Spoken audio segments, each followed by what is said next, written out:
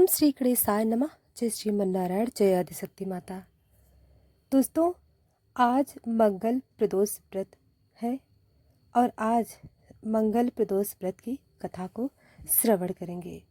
तो दोस्तों, आप सभी को मंगल प्रदोष व्रत की हार्दिक शुभकामनाएं। मान्यताओं के अनुसार मंगल प्रदोष व्रत करने से व्रत रखने वाले भक्तों के सभी दोष और पापों का नाश हो जाता है। इस व्रत को करने से सुहागिन महिलाओं का सुहाग सदा अटल रहता है। जो स्त्री पुरुष जिस कामना को लेकर प्रदोष व्रत को करते हैं, उनकी सभी मनोकामनाएं कैलाशपति भगवान शिव जी की कृपा से पूर्ण हो जाती है। तो आइए श्रवण करते हैं मंगल प्रदोष व्रत कथा। कथा सुनने से पहले कमेंट में जय भोलेनाथ जरूर लिखें।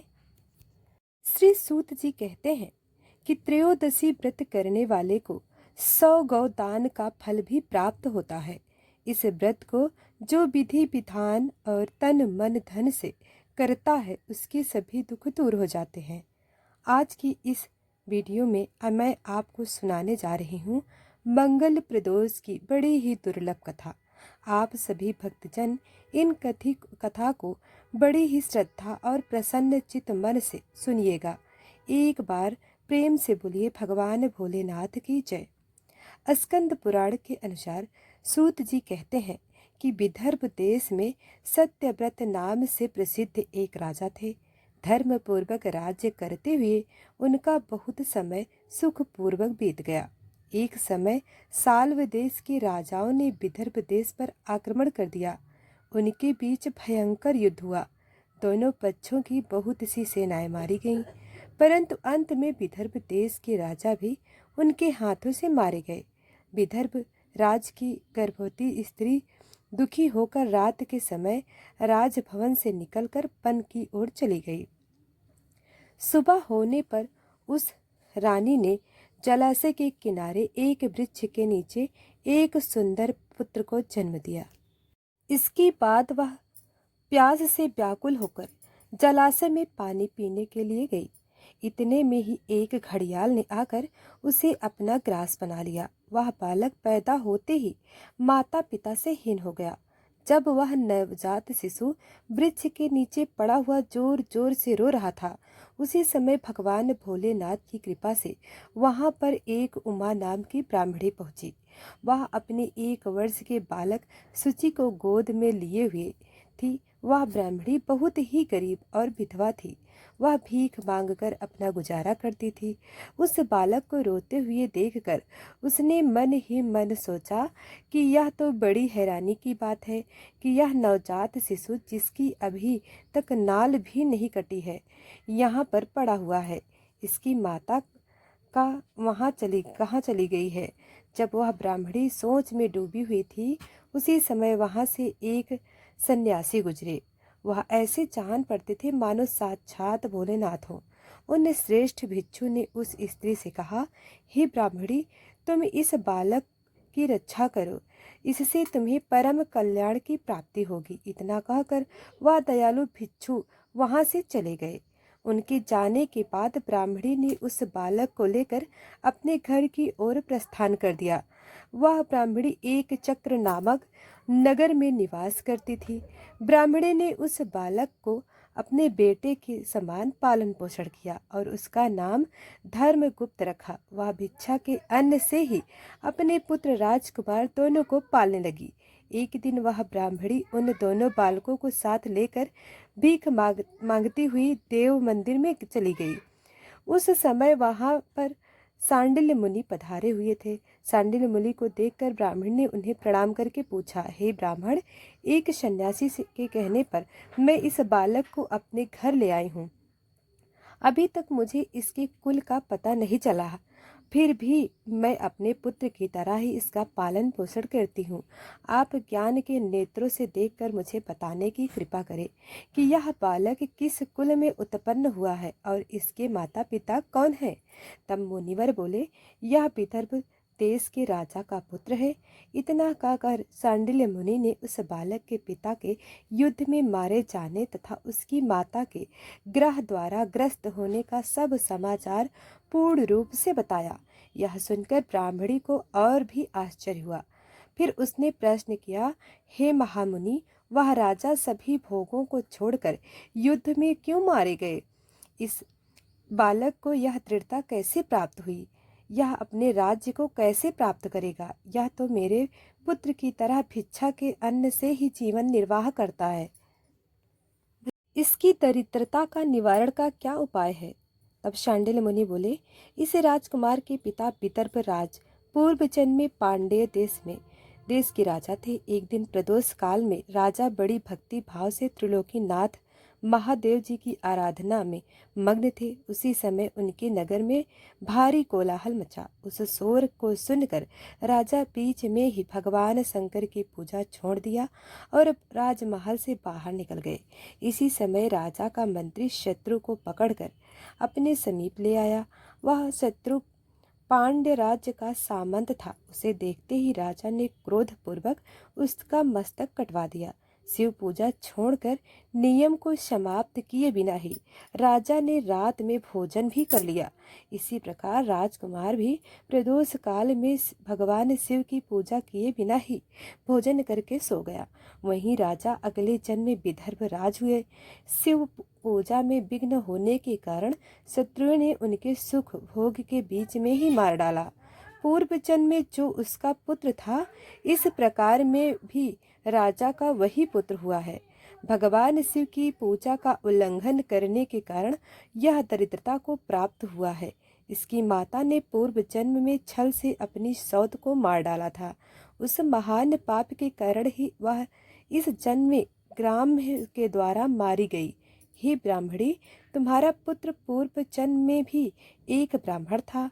इससे अपना सारा जीवन केवल दान लेने में ही बिताया, यज्ञ आदि सत्कर्म नहीं किए, इसलिए यह दरिद्रता को प्राप्त हुआ। उस दोष के निवारण के लिए अब यह भगवान शंकर की शरण में जाए। यदि यह दोनों बालक प्रदोष के दिन भगवान भोलेनाथ की पूजा करते रहें तो वर्ष भर के भीतर इनकी दरिद्रता का नाश हो जाएगा और राज्य सुख की प्राप्ति होगी। इस प्रकार शरण में आई हुई ब्राह्मणी को मधुर वचनों द्वारा आश्वासन देकर शांडिल्य मुनि ने उनके दोनों बालकों को भगवान शंकर की आराधना के मंत्र का उपदेश दिया। उसके बाद ब्राह्मणी अपने दोनों बालक को लेकर वहां से चली गई। 4 मास बाद एक दिन ब्राह्मण का पुत्र नदी के स्नान करने गया। वहां उसे धन से भरा हुआ एक घड़ा मिला, जिसे लेकर वह अपनी माँ के पास गया। माँ धन से भरे हुए घड़े को देखकर खुश हो गई और उसने कहा, इसे अपने भाई के साथ आधा आधा बांट लो। मगर धर्मगुप्त ने इस धन में हिस्सेदारी से मना करते हुए कहा, मैं किसी अन्य के भाग्य का भागी नहीं हो सकता। प्रत्येक व्यक्ति स्वयं के कर्म का फल भोगता है। इस प्रकार प्रसन्नता पूर्वक भगवान भोलेनाथ की पूजा करते हुए उन दोनों राजकुमारों का 1 वर्ष व्यतीत हो गया। एक दिन ब्राह्मण का पुत्र और राजकुमार वन में ब्रह्मचर्य करते गए। मार्ग में उन्होंने देखा कि अनेक गंधर्व कन्याएं आपस में खेल रही थीं। ब्राह्मण कुमार वहीं पर रुक गया और राजकुमार से बोला, हमें इससे आगे नहीं जाना चाहिए। यह गंधर्व कन्याएं हैं, किसी को भी अपनी ओर आकर्षित करती हैं। मगर राजकुमार निडर होकर आगे बढ़ता गया। जब मुख्य गंधर्व कन्या ने राजकुमार धर्मगुप्त को देखा तो वह उसके प्रति आकर्षित हो गई। उसने अपनी सभी सखियों को फूल चुनने के लिए भेज दिया और राजकुमार के पास आने की प्रतीक्षा करने लगी। उसे अकेला देखकर राजकुमार उसके पास गया और उससे बातचीत शुरू की। उसने बताया कि मैं विदर्भ देश का राजकुमार हूँ। मेरे माता पिता अब इस संसार में नहीं हैं और शत्रुओं ने हमारे राज्य पर कब्जा कर लिया है। तब कन्या ने अपना परिचय देते हुए कहा, मैं विदर्भ नामक गंधर्व की पुत्री हूँ। मेरा नाम अंशुभ है और मैं गायन में प्रवीण हूँ। उसने यह भी कहा, मैं आपसे विवाह करना चाहती हूँ। इतना कहकर उसने अपनी मोतियों की माला निकालकर राजकुमार को पहना दी। तब राजकुमार ने पूछा, तुम राजपाट गंवा चुके राजकुमार के साथ कैसे रह पाओगी?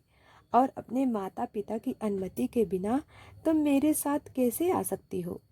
इस पर अंशुम ने बोला, चाहे जो हो जाए, मैं वही करूँगी जो मैं चाहती हूँ।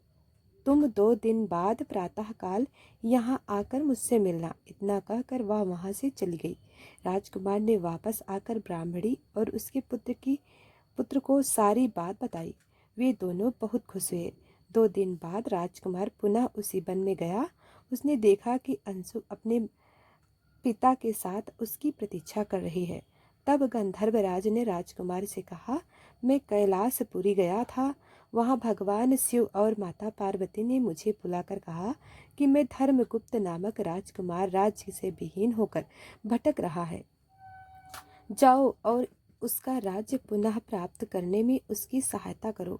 मैं उनकी आज्ञा के अनुसार अपनी पुत्री अंशुम का हाथ तुम्हारे हाथ में दे रहा हूँ और राज्य प्राप्त करने में मैं तुम्हारी सहायता करूँगा। मेरी पुत्री 10,000 वर्ष तक तुम्हारे साथ इस पृथ्वी पर रहेगी और जब तुम शिवलोक में जाओगे तब भी वह इसी काया में तुम्हारे साथ ही रहेगी। भगवान शिव के आदेशानुसार धर्मगुप्त और अंशुम का विवाह हो गया। अंशुम के पिता ने अपनी गंधर्व सेना भी राजकुमार को दे दी। सेना की सहायता से उसने अपने शत्रुओं को परास्त कर दिया और अपने पिता का खोया हुआ राज्य उन्हें प्राप्त कर लिया। अब राजकुमार धर्मगुप्त राजा बन गया। उसने अपने बुरे दिनों में से उसे पालने वाली गरीब ब्राह्मणी को राजमाता का दर्जा दे दिया और शुचिव्रत को अपना छोटा भाई माना। इस प्रकार नियमित रूप से प्रदोष व्रत करने से ब्राह्मणी के उसके पुत्र शुचि व्रत और राजकुमार धर्मगुप्त को धन धान्य तथा सुख संपत्ति की प्राप्ति हुई। सूत जी कहते हैं कि जो मनुष्य प्रदोष व्रत की इस पुण्य महात्म को एकाग्रचित होकर सुनते हैं अथवा पढ़ते हैं, उन्हें 100 जन्मों तक कभी दरिद्रता नहीं आती और अंत में वह ज्ञान के ऐश्वर्य से युक्त होकर भगवान शंकर के परम धाम को प्राप्त करते हैं। तो प्रेम से बोलिए भोलेनाथ माता पार्वती की जय। अब आप सुनिए भगवान शिव की कथा, जिसे सुनने मात्र से सभी मनोकामनाएं पूर्ण हो जाती हैं। बहुत समय पहले वायस्कल नाम गांव में बंधु नाम का एक ब्राह्मण रहता था। वह अधर्मी, दुरात्मा और महापाप था। उसकी स्त्री बहुत सुंदर थी। उसका नाम चंचला था। वह सदा उत्तम धर्म का पालन करती थी, परंतु बिंदु वैश्यागामी था। इस तरह कुकर्म करते हुए बहुत समय व्यतीत हो गया। उसकी स्त्री काम से पीड़ित होने पर भी धर्मनाश के भय से क्लेश सहकर भी काफी समय तक धर्म भ्रष्ट नहीं हुई, परंतु आगे चलकर वह भी अपने दुराचारी पति के आचरण से प्रभावित होकर दुराचारी और अपने धर्म से विमुख हो गई। इस तरह दुराचार में डूबे हुए उन पति पत्नी का बहुत सा समय व्यर्थ बीत गया। वैश्यागामी दूषित बुद्धि वाला वह दुष्ट ब्राह्मण बिंदुपुरी के दुखों को भोग कर वह मुंड बुद्धि पाप विद्ध पर्वत पर भयंकर पिशाच हुआ। इस प्रकार उस दुराचारी बिंदु के जाने पर चंचला नामक स्त्री बहुत समय तक पुत्रों के साथ अपने घर में रहती रही। पति की मृत्यु के बाद वह भी अपने धर्म से गिरकर पर पुरुषों के संग करने लगी थी।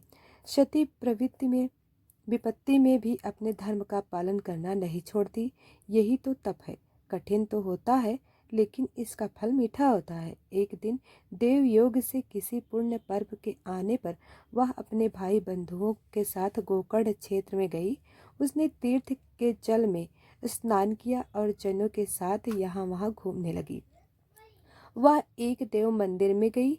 वहां उसने एक ब्राह्मण के मुख से भगवान शिव की परम पवित्र एवं मंगलकारी कथा सुनी।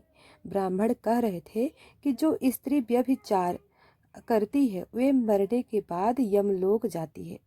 तब यमराज के दूत उन्हें तरह तरह से यंत्रणा देते हैं। वे उसके कामांगर के डंडों से दागते हैं, तप्त लोहे के डंडों से उनका संसर्ग कराते हैं।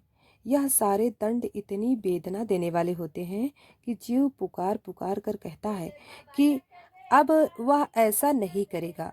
लेकिन यमदूत उसे छोड़ते नहीं हैं। कर्मों का फल तो सभी को भोगना पड़ता है। देवऋषि मनुष्य सभी इसमें बंधे हुए हैं। ब्राह्मण के मुख से यह वैराग्य बढ़ाने वाली कथा सुनकर चंचला भय से व्याकुल हो गई। कथा समाप्त होने पर सभी लोग वहां से चले गए।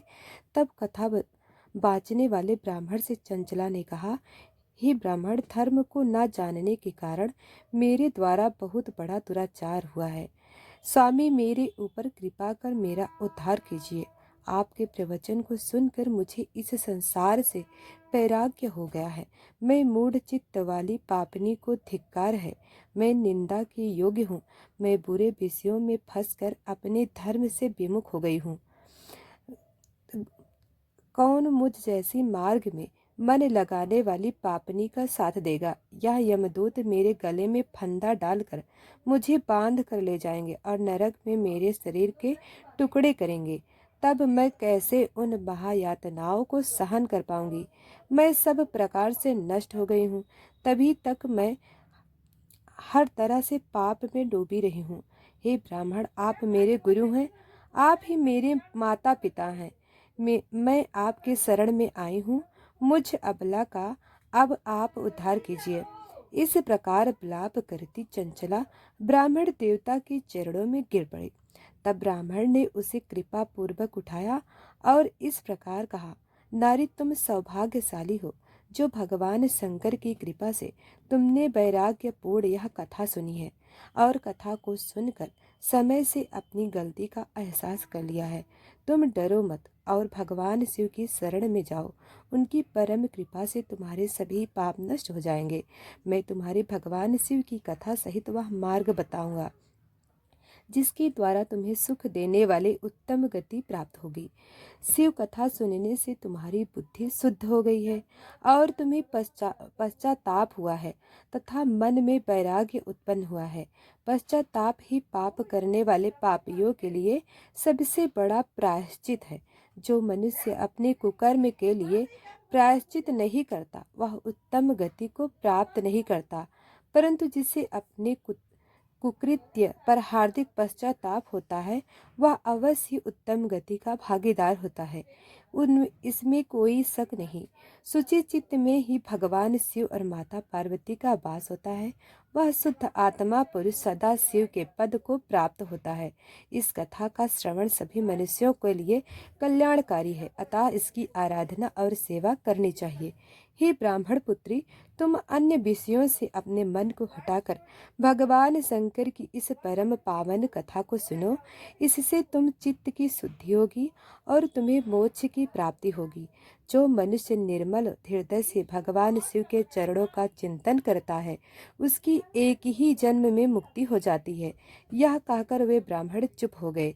उनका हृदय करुणा से भर गया। वे ध्यान में मग्न हो गए। ब्राह्मण का यह उपदेश सुनकर चंचला के नेत्रों में आनंद के आंसू छलक आए।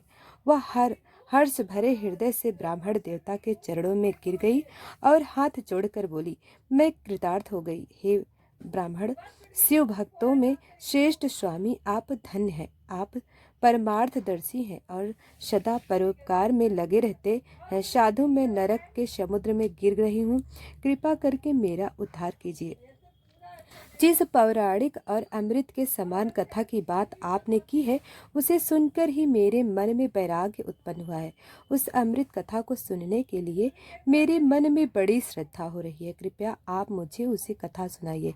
कथा सुनने की इच्छा मन के ने लिए हुए चंचला उन ब्राह्मण देवता की सेवा में हुई वहीं रहने लगी।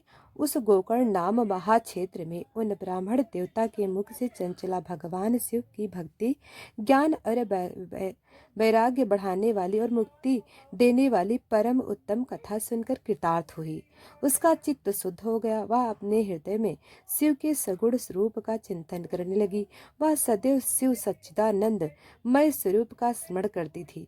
इसके बाद अपना समय पूर्ण होने पर चंचला ने बिना किसी कष्ट के अपना शरीर त्याग दिया। उसे लेने के लिए एक दिव्य विमान वहां पहुंचा। यह विमान शोभा साधनों से सजा था और शिव गणों से सुशोभित था। चंचला विमान से शिवपुरी पहुंची। उसके सारे पाप धुल गए वह दिव्य रूप धारणी दिव्यांगना हो गई थी। वह गौरांग देवी मस्तक पर अर्घ चंद्र का मुकुट और अन्य दिव्य आभूषण पहने शिवपुरी में पहुंची। वहां उसने सनातन देवता त्रिनेत्रधारी महादेव शिव को देखा। सभी देवता उनकी सेवा में भक्ति भाव से उपस्थित थे। उनके अंग कांति करोड़ों सूर्य के समान प्रकाशित हो रही थी। 5 मुख और हर मुख में 3-3 नेत्र थे। मस्तक पर अर्ध चंद्र आकार मुकुट शोभायमान हो रहा था। कंठ में नील चिन्ह उनके समान में देवी गौरी विराजमान थी, जो विद्युत पुंज के समान प्रकाशित हो रही थी। महादेव जी की कांति कपूर के समान गौर थी। उसके शरीर पर श्वेत वस्त्र थे तथा शरीर श्वेत भस्म से युक्त था। इस प्रकार भगवान शिव के परम उज्ज्वल रूप के दर्शन कर चंचला बहुत प्रसन्न हुई। उसने भगवान को बारंबार प्रणाम किया और हाथ जोड़कर प्रेम आनंद और संतोष से युक्त होकर विनती भाव से खड़ी हो गई। उनके नेत्रों से आनंद के आंसुओं की धारा बहने लगी। भगवान शंकर और भगवती गौरी उमा ने करुणा के साथ सौम्य दृष्टि से देखकर चंचला को अपने पास बुलाया। गौरी उमा ने उसे प्रेम पूर्वक अपनी सखी बना लिया। चंचला सुखपूर्वक भगवान शिव के धाम में उमा देवी की सखी के रूप में निवास करने लगी। एक दिन चंचला आनंद में मग्न उमा देवी के पास गई और दोनों हाथ जोड़कर उनकी इस स्तुति को करने लगी। हे गिरिजानंदिनी स्कंद माता उमा, आप सभी मनुष्यों एवं देवताओं द्वारा पूजित तथा समस्त सुखों को देने वाली हैं। आप शंभु प्रिया हैं। आप ही शगुड़ा और निर्गुणा हैं। हे सच्चिदानंद स्वरूपा, आप ही प्रकृति की पोषक हैं। हे माता, आप ही संसार की सृष्टि पालक हैं और संहार करने वाली हैं। इस प्रकार सद्गति प्राप्त चंचला देवी की स्तुति कर शांत हो गई। उनकी आंखों में प्रेम के आंसू उमड़ाए।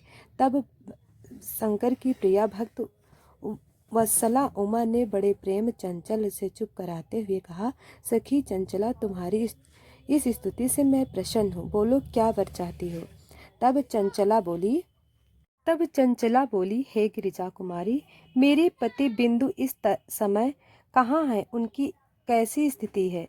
मुझे बताइए और कुछ उपाय कीजिए ताकि फिर से मिल सकें हम। हे महादेवी, मेरे पति एक शूद्र जाति वैश्य के प्रति आसक्त थे और पाप में ही डूबे रहते थे। गिरिजा बोली, बेटी, तुम्हारा पति बिंदु पापी था। उसका अंत बड़ा भयानक हुआ। वैश्या का उपभोग करने के कारण वह मूर्ख नरक में अनेक वर्षों तक अनेक प्रकार के दुखों को भोग रहा है। अब शेष पाप को भोगने के लिए वंद पर्वत पर पिशाच की योनि में रह रहा है और वह दुष्ट वहीं वायु पी कर रहता है और सब प्रकार के कष्ट सहता है। गौरी देवी की यह बात सुनकर चंचला अत्यंत दुखी हो गई। हृदय से माँ गौरी से उसने एक बार फिर पूछा, हे महादेवी, मुझ पर कृपा कीजिए। मेरे पापी पति का अब उद्धार कीजिए। कृपा करके मुझे यह वह उपाय बताइए जिससे मेरे पति को उत्तम गति प्राप्त हो सके।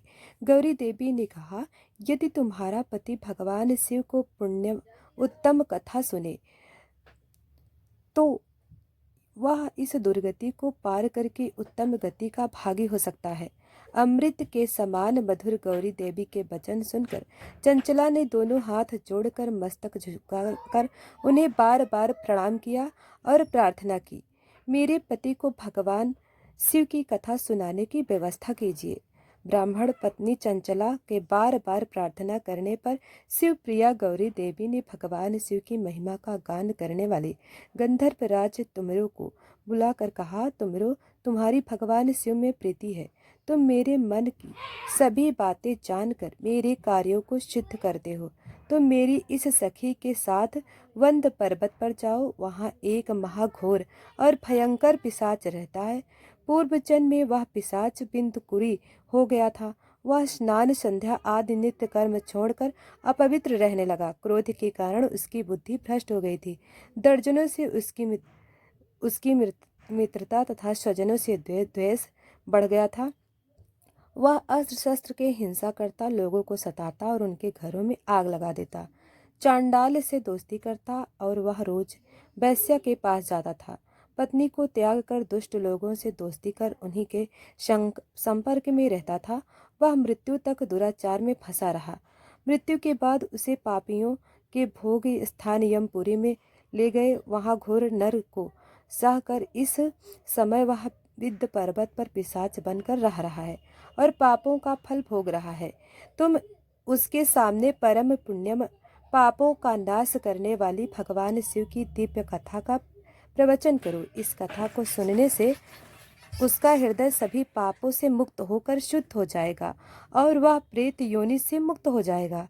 दुर्गति से मुक्त होने पर उस बिंदु नामक पिशाच को तुम विमान पर बिठाकर भगवान शिव के पास ले आना। माँ उमा का आदेश पाकर गंधर्व राजा तुमर प्रसन्नता पूर्वक अपने भाग्य की सराहना करते हुए चंचला को साथ लेकर विमान से पिशाच के निवास स्थान पर विंध्य पर्वत पर गया। वहां पहुंचकर उसने विशाल आकृति वाले पिशाच को देखा। उसका शरीर विशाल था, उसकी ठोड़ी बड़ी थी। वह कभी हंसता, कभी रोता, कभी उछलता था। महाबली तुमर ने बिंदुकुरी के पश्चात तुमर ने कथा वाचन के लिए स्थान तलाश कर मंडप की रचना की। शीघ्र ही इस बात का पता लोगों को चल गया कि एक पिशाच के उद्धार हेतु देवी पर्वत की आज्ञा से तुमर भगवान शिव की कथा सुनाने वंद पर्वत पर आया है। उस कथा को सुनने के लोभ से बहुत से देवर्ष वहां पहुंच गए। सभी को आदर पूर्वक स्थान दिया गया। पिशाच बिंदु को आसन पर बिठाया गया और तब तुमर ने परम उत्तम भगवान शिव की अमृत कथा का गान शुरू किया, जिससे सभी श्रोतागण कृतार्थ हो गए। परम पुण्यम कथा को सुनकर पिशाच सभी पापों से मुक्त हो गया और उसने पिशाच शरीर का त्याग कर शीघ्र ही उसका रूप दिव्य हो गया। उसकी शरीर गौरवर्ण का हो गया। शरीर पर श्वेत वस्त्र एवं पुरुषों के आभूषण आ गए। इस प्रकार दिव्य देहधारी होकर बिंदु अपनी पत्नी चंचला के साथ स्वयं भी भगवान शिव की गुणगान करने लगा। उसी दिव्य रूप को देखकर सभी बहुत आश्चर्य हुए। उसका मन परम आनंद से परिपूर्ण हो गया। सभी भगवान महेश्वर के अद्भुत चरित्र को सुनकर कृतार्थ होकर उनका यशो गान करते हुए अपने अपने धाम को चले गए। बिंदु अपनी पत्नी चंचला के साथ विमान में बैठकर शिवपुरी की ओर चल दिया। महेश्वर के गुणों का गान करता हुआ बिंदु अपनी पत्नी चंचला तुम के साथ शीघ्र ही शिवधाम पहुंच गया। भगवान शिव और माता पार्वती ने उसे अपना पार्षद बना लिया। दोनों पति पत्नी सुखपूर्वक भगवान महेश्वर एवं गौरी के चरणों में अविचल निवास पाकर धन्य हो गए। तो बोलिए भोलेनाथ की जय और भोलेनाथ माता पार्वती की जय। दोस्तों वीडियो को लाइक सब्सक्राइब अभी तक नहीं किया है तो अभी कर लें। जय भोलेनाथ।